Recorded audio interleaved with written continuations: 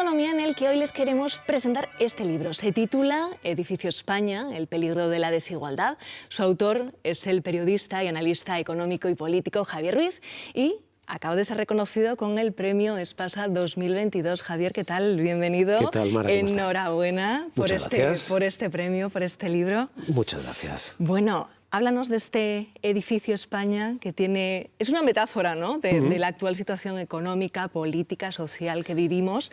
Pero bueno, es un edificio con unas cuantas plantas, con una historia. Es un edificio, como estáis viendo, con 5 niveles de renta en España que hemos metido en pisos. El nivel más bajo, el del sótano, el de los más pobres, el 20% más pobre de la población, las clases medias en el primero, segundo, tercero y la clase alta en el ático social, el 20% más rico en el ático social. Digo que lo mejor del libro es la portada, no la he hecho yo la portada, o sea que lo mejor del libro es lo que lo he hecho yo. Y es efectivamente esto, un reparto de cómo está España en rentas y qué le está pasando a cada una de esas rentas. Los pobres cada vez más pobres, los ricos cada vez más ricos. ¿Y el ascensor de este edificio funciona o está roto? El ascensor social está roto, está muy roto el ascensor social en España. Pasar del sótano al ático, pasar de ser de lo más pobre a lo más rico de España, requiere 5 generaciones en nuestro país. Eso es un ascensor social roto. ¿Qué significa que el ascensor social está roto en esta metáfora que estiramos? Primero, los impuestos no están funcionando como debieran. Ese es el ascensor social inmediato. Tú no tienes dinero, recibes dinero. Tú tienes mucho dinero, pagas dinero. Ese es el ascensor social, un nivelador entre los más pobres y los más ricos. Eso no está funcionando todo lo bien que debiera ahora. Ese ascensor va muy, muy despacio. Y segundo, hay otro ascensor que es la educación. Tú eres pobre, no tienes nivel, no tienes estudios, pero vas a la universidad, eso te permite saltar de clase social. Bueno, pues eso tampoco está funcionando del todo. La universidad se está convirtiendo en una universidad dual, en la que eres rico, entras a una universidad de rico, en un club social de ricos, en la que universidades como en Estados Unidos, la propia Harvard, no tienen ningún estudiante que cobre sus padres menos de 150.000 euros al año. Y al final, ¿qué es lo que ocurre? Si los impuestos no nivelan y la educación tampoco, el ascensor social se rompe y lo que tenemos es, en fin, algo parecido a las castas sociales. Es muy difícil saltar de una clase baja a una clase alta. Muy, muy difícil. Son, insisto, 4 o 5 generaciones. Claro, porque esa pobreza además se hereda. Claro, claro. Se hereda la pobreza y se hereda la riqueza. El edificio tiene los suelos pegajosos, por decirlo así. Es muy difícil pasar de una clase social a otra, pero tiene los techos pegajosos también. Tú eres rico, hijo de ricos, y vas a morir rico. Tú sabes que nacer pobre es garantía de que vas a morir en una tumba pobre, pero nacer rico es garantía de que vas a morir en una tumba rica. Vas a conservar la riqueza de tu familia, te pase lo que te pase. Las posibilidades de descenso social son prácticamente nulas en España. Así que tenemos un edificio fantástico que requiere un poco de reparación en el sótano sobre todo y en las primeras plantas y que requiere reparar el ascensor social a toda velocidad porque ahora mismo esto genera mucha frustración en la gente. Claro, porque tú mismo afirmas en el libro que esta desigualdad es el mayor de los problemas a los que se enfrenta no solo España sino todo el planeta. Sí, tenemos tenemos un problema de desigualdad global. No está pasando solo en España, pero es verdad que no está pasando por igual en todo el mundo y en España está siendo especialmente grave. En España llevamos 3 golpes al sótano, claro, al sótano social.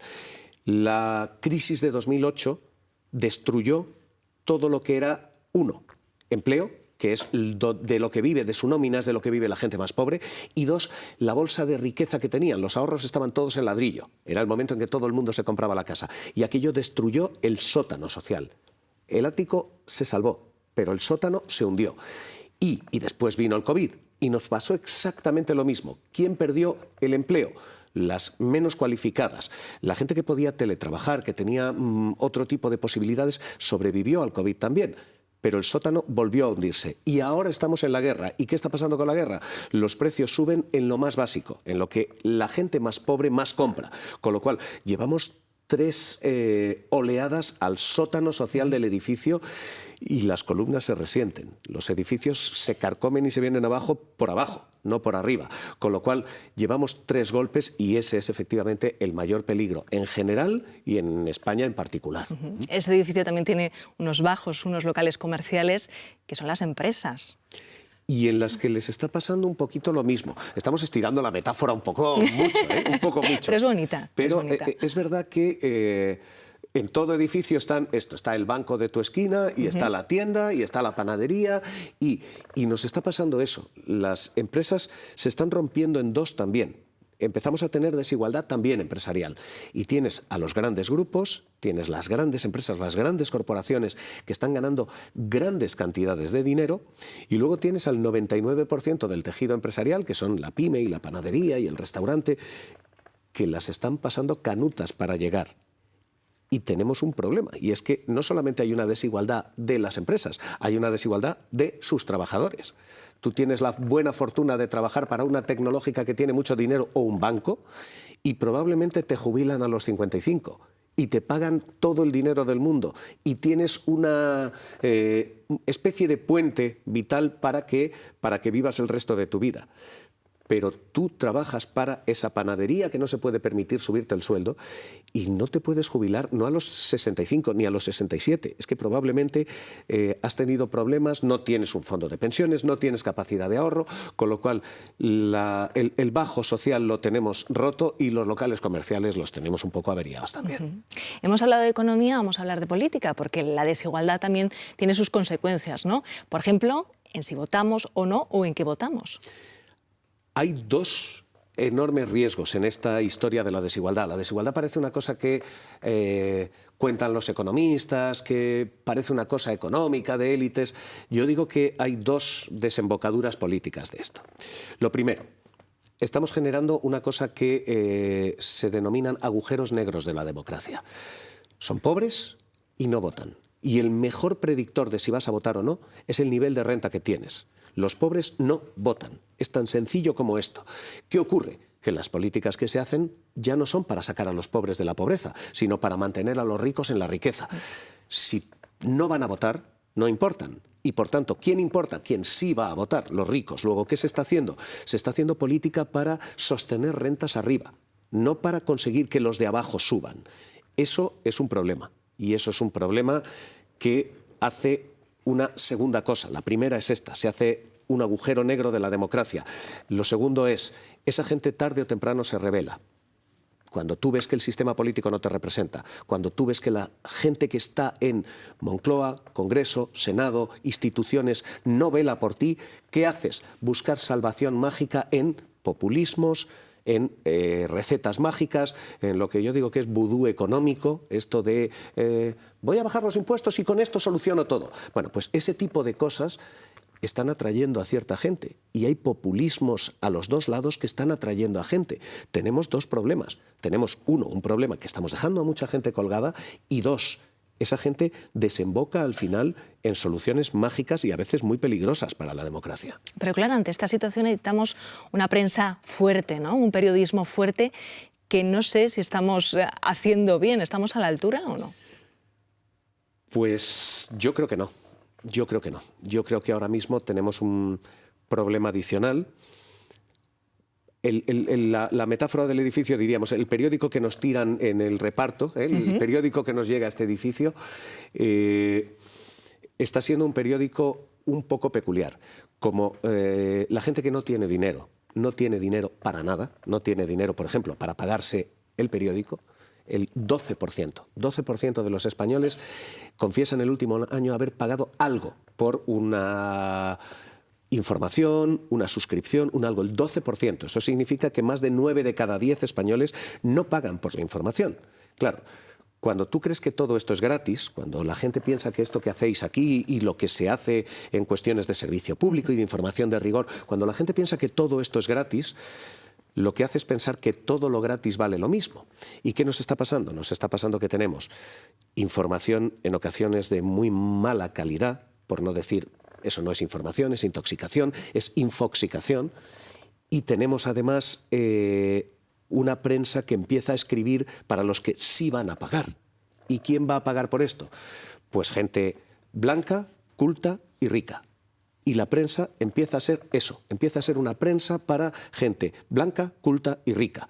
No es una prensa que atienda los problemas de los que lo necesitan, no es la voz de los indefensos, es el blindaje de los poderosos. Y tenemos una profesión que yo digo que empieza a velar mucho por los anunciantes y a traicionar a los jefes. Los jefes son los lectores, los jefes es la audiencia, los jefes son los que nos ven, no son los que nos pagan. Los anunciantes no son nuestros jefes, no son nuestros dueños son nuestros lectores. Sin lectores no hay servicio a los anunciantes.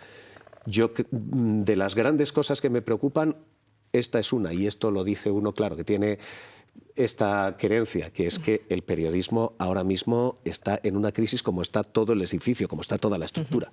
Y vamos a por las soluciones. Entonces, en el libro unas cuantas propuestas fiscales, laborales, educativas. ¿Cómo solucionamos esto? Yo digo de esto que como es el edificio, digo, vamos a hacer la junta de vecinos. Eso, venga. Junta de vecinos del edificio España. Uy, son muy polémicas, ¿eh? Yo digo que hay 2 o 3 reformas pendientes. Una reforma fiscal de verdad.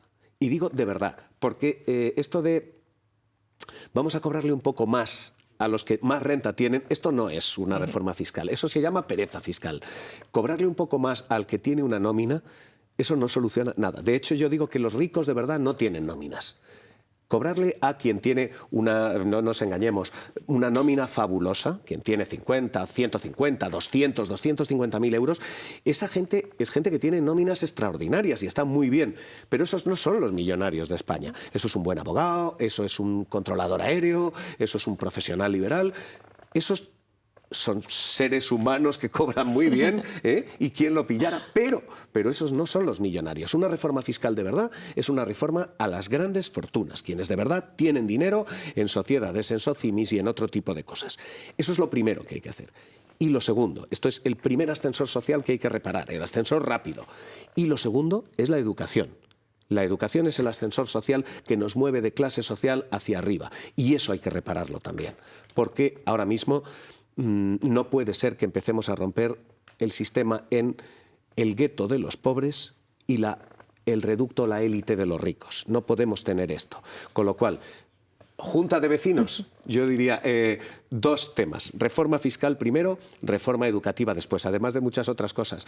Yo tengo una que le he copiado a un amigo político que si nos ve, estoy seguro de que se reconoce en esto, que le he copiado la frase, él dice: es que vosotros que nos pedís además centralidad, porque esta es la tercera cosa que yo pido, y un poquito de sosiego, ya está bien. Un poquito de sentido común, dices, pero de verdad, en el libro. De verdad, ya está bien de tanta bronca, de tanta polémica, de tanto sectarismo, de tanto blanco o negro. Yo pido un poquito de calma. Y él dice: vosotros que nos pedís calma, no entendéis que la gente compra camisetas del equipo, la gente no compra camisetas del árbitro. La gente quiere o Madrid o Barça, o blanco o negro. Bueno, pues yo digo, primero reforma fiscal, después reforma educativa y luego, si tenemos que comprar camisetas, vamos a comprar camisetas del árbitro, que no está mal. Un poquito de sosiego, un poquito de calma. Pues Javier, un placer charlar contigo. Encantado y enhorabuena, y enhorabuena de nuevo por este premio. Me encanta, insisto, el fondito este que le habéis puesto, ¿eh? Gracias a vosotros. Adiós.